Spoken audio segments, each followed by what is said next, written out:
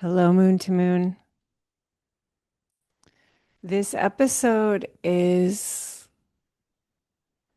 for the 60 magicians who are coming in for the class of 2026.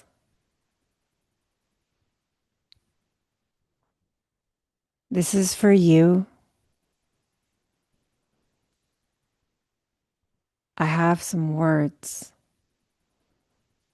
that I want to share with you. I want to share a little bit about what's behind the scenes, what's been moving through, and where we're going.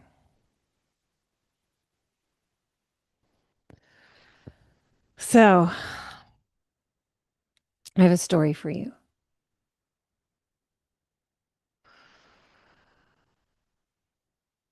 Let's see. Earlier this week, I was feeling really nervy and sort of wobbly in myself. I felt like so much energy coming in. It was difficult to discern, like, what if this is just not mine because it's collective, and what if this is something that I need to sit down and be with, make some time for. And I've learned a lot of skill in supporting myself under pressure with a lot going on. And I don't try to do it all by myself like I used to. I have a lot of human beings that I collaborate with and who support me. So I have a WhatsApp channel with this year's 13th readers, Leanne Thorogood, Lily Hussey, Super Sensory Shahir, and Arizona Smith, who you've likely all been getting to know through this promo, through the conversations here on Moon to Moon, hopefully following them on Instagram, learning about them, because as you're coming into the magician's table, you will have the opportunity to select which of the 13th readers cohorts works the best for you. And so that's one of 12 other people that you can like know you're going to meet on the other side, where right now you don't know who you're going to meet. You don't know anybody else of who you're going to meet in your cohort. And Tegan West, who is now in the new support role that I created this year, the staff holder, she's helping me hold the larger being of the magician's table and providing extra support for the 13th readers, because the 13th readers are holding the cohorts. And so bringing Tegan in brings in a lot of magic, a lot of ritual intelligence, and a lot of just attention and care that can go to really pulling this off, which is a like large scale ritual that lasts 3 months. Where the energy, we're holding the energy behind the scenes that whole time. So we have a WhatsApp channel, and I left a message just like, hey, I'm feeling like a little a little wobbly. I'm curious if any of you been getting any omens. What are you hearing from your guides? Like, are you pulling any cards? Like, what's like the word? So this was, what we can think of this as is like, here's my teacher coming in. What we can think of this as is like an invitation for magic, because I notice that I'm looking for some kind of boost, support, like help me trust a little more here because I'm feeling a little wobbly with my trust. And so it's like the invitation to magic, the invitation to get some things moving through the field for you And so I just like lobbed that into the WhatsApp channel. And then the rest of the day, everybody's like chiming in with like all the different divinations, the omens, the words from the ancestors, like this so much starts to fill the space. And it is so exciting because it reminded me that like it's so helpful to be my wise adult self, my larger kind of wise soul self for all my various younger parts who have their fears and doubts and things. That's, of course, very helpful. But man, is it helpful to just get your magical children activated because my all of these parts of me just got so excited like we were about to go to the state fair or like we're at the state fair now. Like we're no longer like in traffic, in stress trying to get there. Like, oh, we're there. This is the magic. We're having a great time. And yeah, I just felt so much gratitude to each of these human beings for just like, oh, you want me to whip some of that up? Like, sure. Everyone responded and just like so enthusiastically because these are magical people. Like, these are magical people who were like, oh, I'm so glad you asked. And everybody's just bringing through different things, and there's like synchronicities, and people are seeing similar things, and it's happening so rapidly. It was so fun. Okay, so a lot of things came through. I'm not going to describe everything. You'll probably hear the lore over time, but something that was really powerful that was coming through is that there's this kind of spirit. There's this spirit encircling you, the magicians. Like there's this kind of spirit. Some were sensing it as like grandmother energy, this kind of grand spirit energy that's kind of this kind of monitoring the whole field of people interested, like guiding. Everyone's sensing like really, really, really strong ancestral support in helping you find the door. Like there's this like magical guidance that is bringing you there. And this kind of larger grand spirit was has been sensed helping facilitate that process to those that are coming in.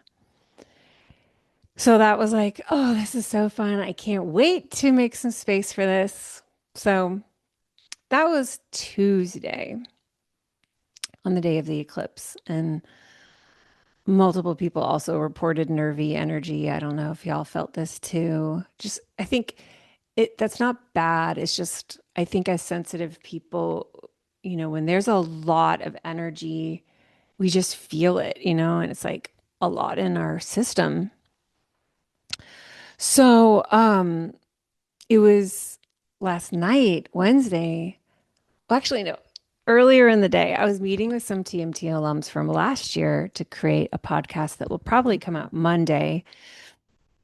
And I had a few minutes and I was like, I'm gonna, I want to meet the spirit. I want to meet the spirit. I want to meet the one they're talking about. So I did my practice of, pathway in to the space. And I invited in this spirit, and all of a sudden, this white bird came flying in like in a movie or something. It was like flying in, and then like it was almost like it hit a window because it just kind of like stopped before it got to me. It feels like a he. And all of a sudden, I just felt so much love and sweetness and eagerness, almost goofy. And I was like, hi. Just like, I'm so happy to meet you. Hi. Like, it was adorable. Yeah, it was just like the sweetness of like when you encounter a baby of anything, like a baby dog, a baby cat, like you're just like, oh, like your spirit just gets really big because it's like I didn't know you were gonna be here. So, I was like, oh my gosh, okay, I'm gonna see you later. I don't have time to talk more, but I'll see you later. And I pulled a card and I pulled the Queen of Cups, which in this deck, the Thoth deck, has a stork, a white stork. And the figure is like kind of enveloped in all of these mists and these like kind of interdimensional, multidimensional mists. And she's gently nudging the stork to her body. And the stork has this quality of like seeming to lean into her. So I was like, okay, the white bird. This is a stork, or maybe. Okay. And, I'm not like a symbolism expert. Like, really, my entire magical life is based on feeling. I don't like to do a ton of reading and researching because I really just like to follow where I'm being taken, not even knowing what it's like supposed to mean.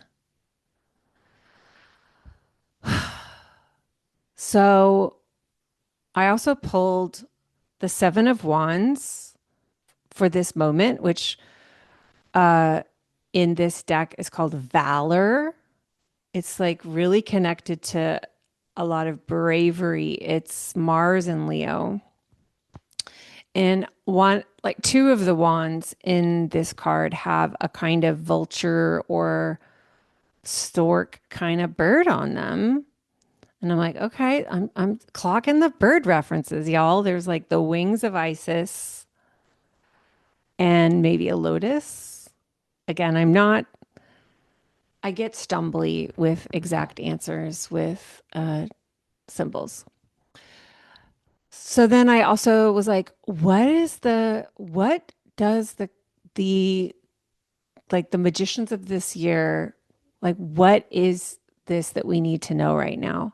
And I got the Hanged Man, which Pagan had just pulled for the dream reel and for dreaming. And we talk about this in our IG live conversation, which you can find in my Instagram feed, where she talks about the hangman showing up with this question. And what it said to her was like getting out of the mental realm with our dreams and our magic and really like inverting ourselves to be in a different consciousness, which is the consciousness of our bodies and the consciousness of the land. And just like how powerful that feels for living magically, like amplifying the magic in our lives, like having magic of impact and consequence that feels really fun and good to bring through the world. It's like, this is what we're talking about. Like that, like the mind is not really where we get this information. Like it's coming from all around us and it comes through these other forms of consciousness that we have access through outside of the brain. It's like the brain just helps us cohere the the like synthesis into a spell or like the language to say the words to then enact what we've gathered from these other parts of ourselves. And then I pulled the Eight of Cups, which is amazing and not surprising because I've been talking about Eight of Cups again with living your refusal. I don't think I directly talked about it in that Dark Moon download, but it was inspired by the fact that I had pulled Eight of Cups as my stepping into the world as card in the last lunar cycle. And then I was like, shocking, not shocking. What I want to talk about is living your refusal, which is Eight of Cups to me because that's my emergent no card, which many of you know that teaching. If you're more new to my work, you may not have heard me talk about the emergent no, but as you come into my world, you will encounter it. It's the no underneath the surface that's ready to be seen. So, like, okay, that's my role. I pulled that for myself right now. And I was like, huh, okay, maybe it's something to do with refusals. I just talked about refusals. So, stay with me, right? Like, this is magic where the information is getting gathered. The information is getting gathered. So, I take a bath last night. And like many magical folks, I get a lot of information when I'm in the bathtub. I just like getting in water is really helpful for me. And I went into meditation and went, pathway into my space. And I saw this, this baby in a fetal position. It wasn't at first clear that it was human or non-human. And it was kind of like not alive yet. I mean, it was alive, but it hadn't gotten animated fully. Because then what happened is it began to unfurl. It began to like turn and unfurl. And then these huge like arms and legs and head came out. It was like this big, squawky, gawky, awkward, fabulous stork baby. Like very dinosaur bird. And I was like, whoa. And I was like, that's what the Wheel of Fortune is what I saw then, that the turning of the being from like incubation in the womb to I'm alive is the unfurling of the wheel that's turning, which is the Wheel of Fortune here. Because remember that the theme we have is inspired by the Wheel of Fortune, which is go big for your magic, go big for our world. And as I was seeing this, I was like, this is what Zero Aries is. Like, I was just like, wow, that's Zero Aries. Is just like being born, this big being born energy and like the awkwardness, the gawky awkwardness, the squawk of this being coming to life. And then I had this sudden like sense for my own experience of motherhood and delivering a baby too, and how in both cases, like with everything in my being, I wanted those baby girls to feed themselves off me. And it was like, give me that child. I just had this, I had an extremely fraught body relationship back then, like very, very, very cruel to my body. And this was the beginning of like a deep healing process with my body because I couldn't, it was like some part of me that I didn't mentally know existed just was like, give me that baby. And like immediately like feed. Um, and I remember just like the excitement I would feel at their hunger and their like, what is it? Is like this insistence upon life.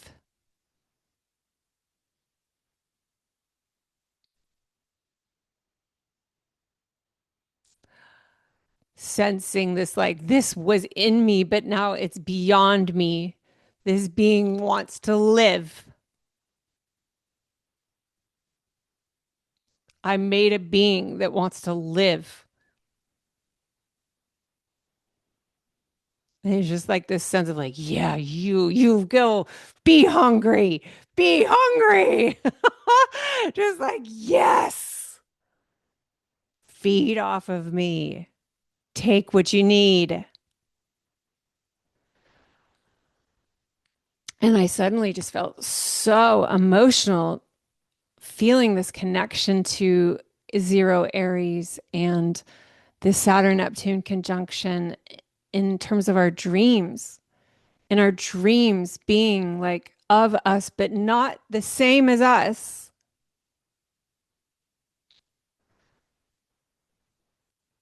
Once we recognize them, we become the steward, and they are hungry. And then I realized, like, ah, yes, Saturn, this is all in the bathtub. Like, ah, yes, Saturn and Pisces. Yes, Eight of Cups. That's the refusals you have to take charge of. Like, you have to own in order to have the energy to have have something in you that can feed your dreams. Like, when I was a young mother, no, none of this was like I was not getting guidance on this. Like, I was stumbling around, so confused about what like being good at this would look like and what that means and what I might need and the fortifications that would be helpful and the unshaming. I know now. And what I was like bumping around learning was like, I can't do that anymore. And I can't do this anymore. All of it felt very hard. It felt like a punishment because I wasn't given like mature guidance on the power of these refusals, the agency in these refusals, the care, the love of saying like, I'm not going to be able to entertain this thing over here while my body is feeding these dreams. Yeah, it was extremely moving to fortify the this astrological moment that we're celebrating tomorrow, today, when you hear this, if you listen on the first day, with the Dream Reel event, because what I'm calling in here, at least for myself, like take it or leave it, is this picture of Zero Aries, Saturn, Neptune, mutual reception with Mars, the moon in Aries, picturing all of this in a connection to care and like the choice to take on the stewardship, the caretaking, the the the logic of milk,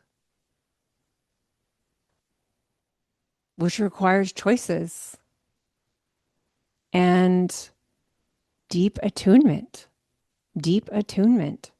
So it just really feels like the presence of Jupiter and Cancer is here with us as we move through these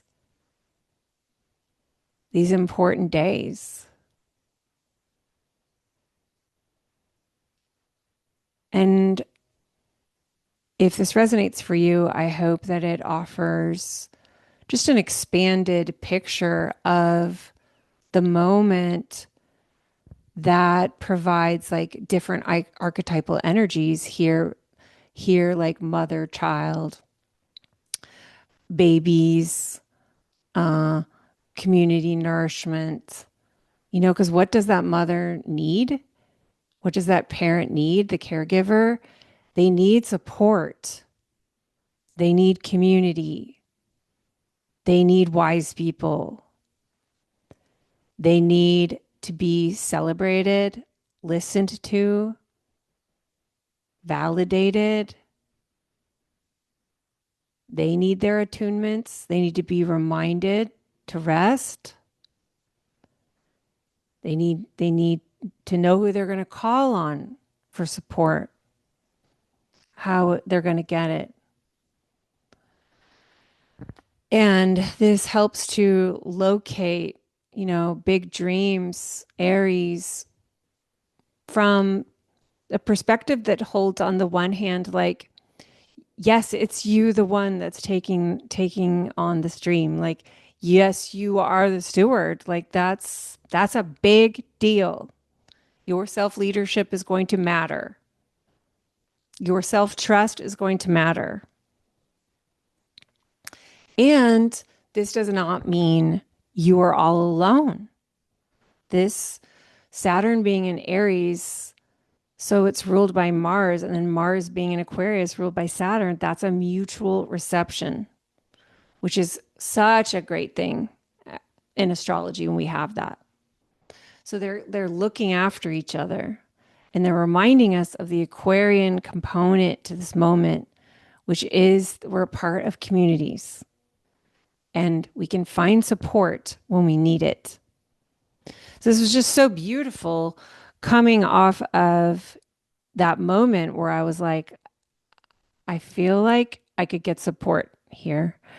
And then the jumping in, the bringing through the gifts, and then I took the gifts and I continued on with them so that I could receive all the fullness of what wanted to come through, which will still come through. This is like fresh. I'm still receiving information, but I wanted to share that with you in case it was supportive to you here as we are in this moment of coming together into community from mid-March to mid-June, 3 months of community in the Magician's Table, where you will be held by your 13-person cohort, 12 plus the 13th reader. You will be held by the whole of the 2026 group class, and you will also be held by the whole of all that is the Magician's Table, including the webs of all the people who've already done it, who are part of this larger web of community that help each other, that network with each other, that say each other's names, that recognize each other, that refer each other, including the Magician's Tables that has not yet been out in 2027 and beyond, however long this space exists. So I'm really excited to find out who you are. Right now, we're facing the full unknown of it. But come Sunday at 11 Eastern, at 10 a.m. where I am, moon will be on the ascendant in Taurus, this beautiful exalted moon. So the ruler will be Venus in Pisces, exalted in Pisces, and we'll be inviting you to come and claim your seat by filling out the application and submitting it. If you're on the wait list, you've already been sent the sneak peek of the application so that you can begin to prepare, so you can send everything in as soon as you want. If you just want to get it sent, if you want to send it with that astrological election, that would be very supportive. So I imagine some huge fraction will come in on Sunday. And then there's a total of 10 total days while that will be receiving the applications. So some of y'all will be waiting. The risk of waiting, of course, is that your cohort will fill up, the one you need, at the time slot you need. And if you have opinions about which tuition you want, those are also, they have a number of seats per tier. So you need to get your application in to reserve your tuition. So I'm encouraging you not to wait. You may have heard me say it before, but there sometimes is like you can hear the alumni talk about how there was like a resistance or there was a wait. People seem to fall into either I applied on the first day or I was one of the ones that you were calling in at the very end. We probably won't get any invitation applications on Monday. Maybe Monday, but not Tuesday, Wednesday, Thursday, because that middle window is kind of where there's less coming in. But I've really shortened the application window this year so that our bodies can, yeah, it's just nicer for our bodies to just get to the end of it and we're done. Um, in the past, I've had some years where I've had the doors open for like a month, 6 weeks, and I can do it because I show up really, really intense for the magician's table because I love it that much. But this year, my highest desire, everyone, you're hearing me say it, is that you got your application. Just go ahead and accept that this is indeed something that you want to claim and bring it on through. There's no early bird this year. It's pick your tuition. Yeah. So this whole conversation has really brought me to a meditation on like, what does it even mean to be magical? Like, what does it mean to be magical? And I think it could be a very fun meditation before everyone comes in to reflect on what does it mean to be magical? Um, and based on what has happened this week, I was feeling into how being magical feels to me like being available to be mutated, interrupted, shifted, informed, educated, challenged, confronted, astonished by the universe, by reality, by the ecosystem, by the field that you're in, by anything incoming, especially when you asked for it. To be magical to me means to ask. It's to be a person who asks. Show me, universe. Where should I look? Show me, universe. What question should I be asking? Show me, universe. How can I most lovingly hold myself today? Whatever the thing is, and then pay attention to the response that you get. I feel like it's like comically simple to put it that way, but like it's not that simple because we have so much conditioning in our world that would have us belittling that process, critiquing that process, judging that process. We have all this shame that would have us bullying ourselves like, who am I to think that the universe loves me? We have overculture, which has long been damning, threatening, invalidating, oppressing the magical.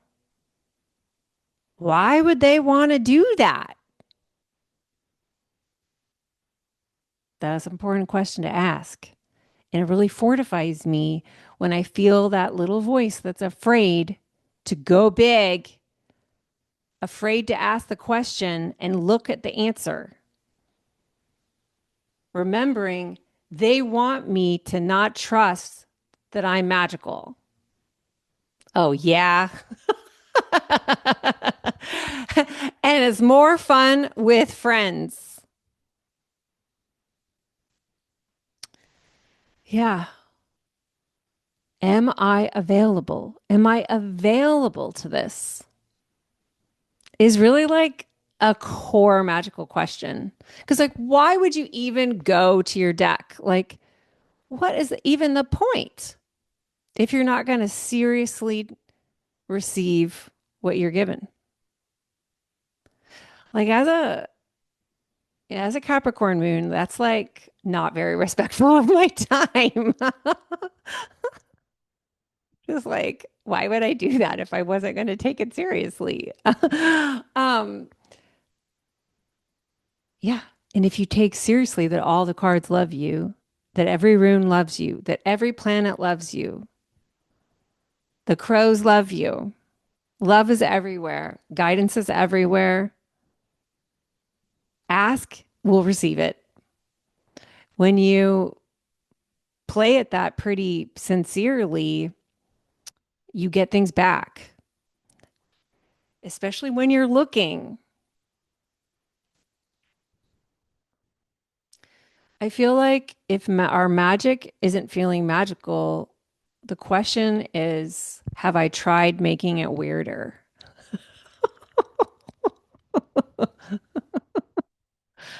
Huh. Maybe this is just too standardized. Like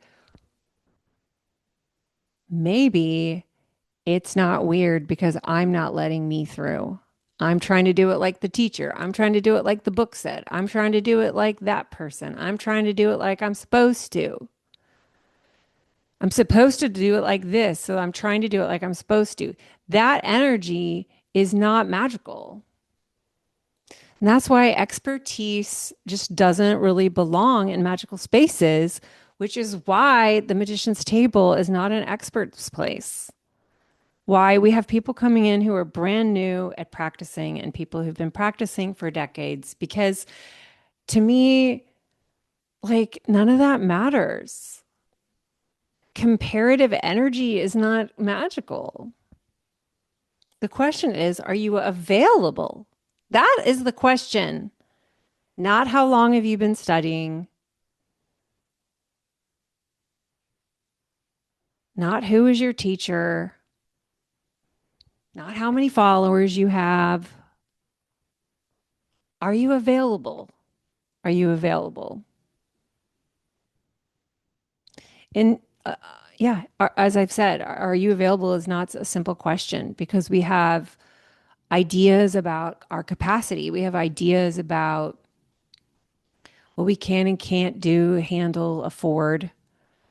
And sometimes it's really hard to see clearly when we have these protector voices and then we have this other voice and all of those things. So, all of those things I leave to you, dear magician, to know. With the suggestion, have you tried pulling a card? Because for me, if I'm trying to make decisions and I forget that I have a tarot deck, that I'm not making my decision very magically. I like to joke, why do I do things as if I'm not a witch?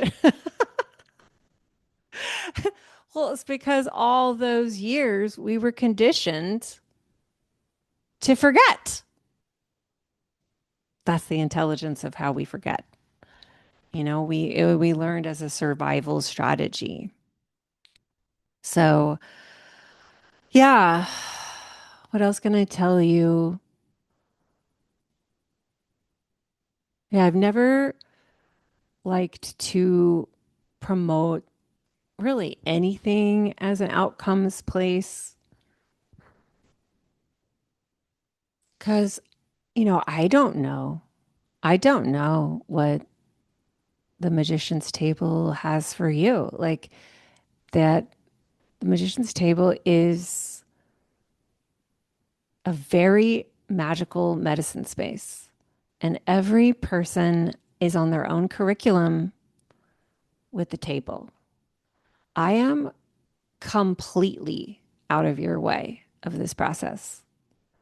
And the structure is designed so that everyone's doing their own thing, even while you're in deep community at the same time.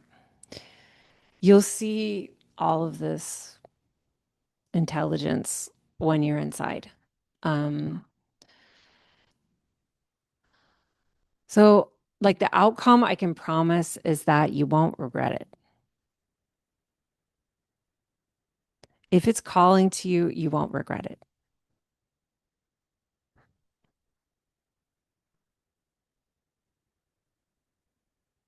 Usually, I mean, the those who weren't able to be resonant with it, they left right away. Everyone else stays committed, committed all the way through, always, because the table coheres you. You like you come into this like circular coherence, and then it's like it's very hard to get off this out of the circle once it locks in. Because and that's amazing because it helps you stay with the thing, and it helps you when you're tired, and it helps you when you think about like I don't know that I can do another week. The coherence just brings you back in, and then and there you have it. Like there you have the energy, there you have the time, there you have the passion, there you have the joy. It's so magical that you don't want to walk away. Many describe it as like the one of the most powerful investments of their life. Like they cannot imagine if they hadn't come. And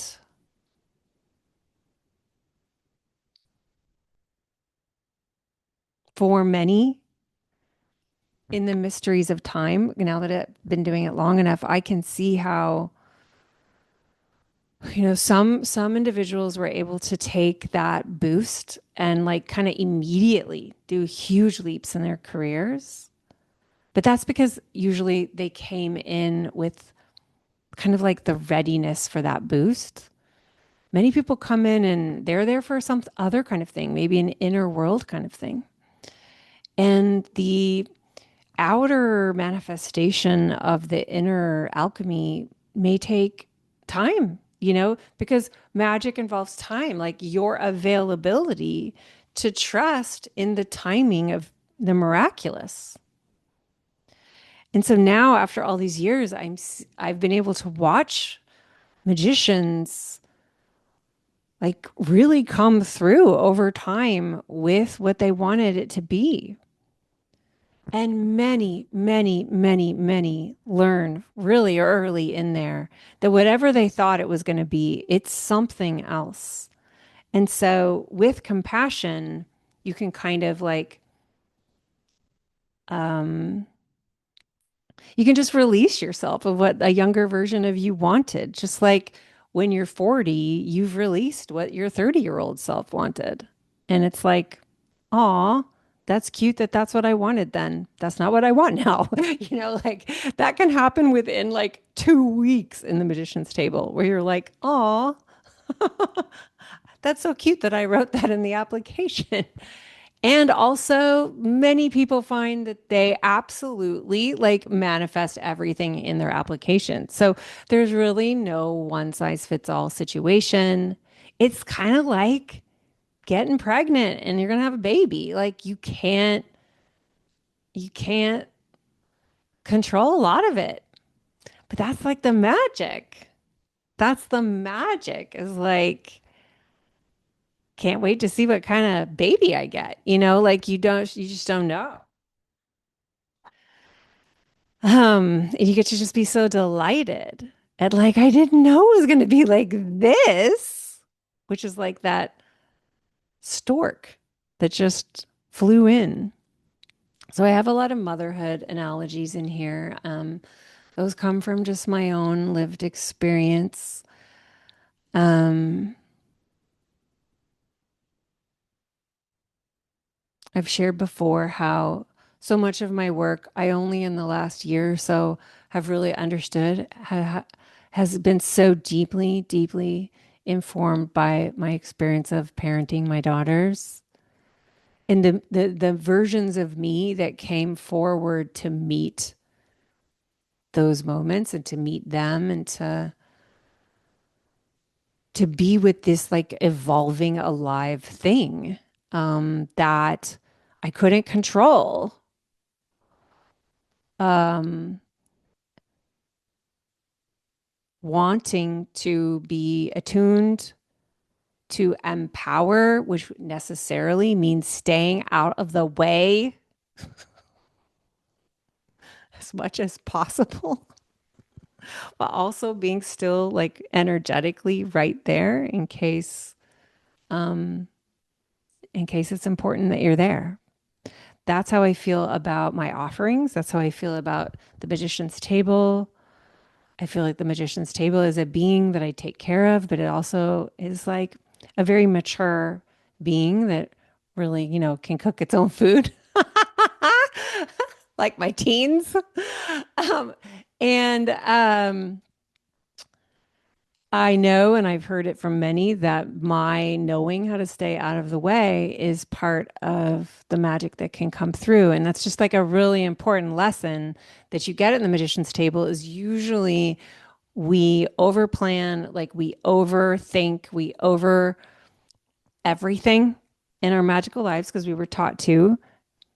Um, and that the pace of the magician's table kind of forces you to drop some of those things. It forces you to let go of like, I got to get it right. I got to plan it out I got to plan out every second. Like, I got to like think it through. Like and the fears of like, I don't have enough space to be perfect. All of that really does need to go. So it's a workshop space to just let that fall away. Let it fall away because it's actually not the part of you that is the more magical part of you that we all see, who is coming through from this like deeper place, this more ancient place. And so the magician's table allows you to lose a lot of like just programming gunk. And it's not like no anyone's forcing you to. It's really just like the nature of the place, like the speed of it, the requirements of it. Like the parts of you that can't keep up the way you think you have to start to just be challenged to go. And it's just like such a beautiful thing to discover who you are on the other side of letting those things go. And thus comes the miraculous. And so the magician's table just is a miraculous space. It's like a space of miracles because so many people are discovering parts of themselves that they are remembering from deep time. They thought maybe it was possible, but they never imagined it would really, really happen, that they could know themselves this way and that they could not just know themselves, but be seen in that by other people. So it's so miraculous that way. So miraculous. I'm so excited for you. I'm so excited for you. And I really can't hype it up enough. It speaks for itself. And I've heard from many alums that the fun of this period is just like listening to all these podcasts, like listening to everything, really just to stay excited and yeah, hear more stories and just like keep talking about it. And because you're not there yet, it is like it's like fun to feed yourself everything that I can share through moon to moon that can support you on your way to the door, on your way to the door, on your way to the door here in this powerful 2026 energy with the Saturn Neptune conjunction right before the applications open here in Pisces season. Thank you, thank you, thank you. Thank you, thank you, thank you. Thank you, thank you, thank you. I will see you at the next one.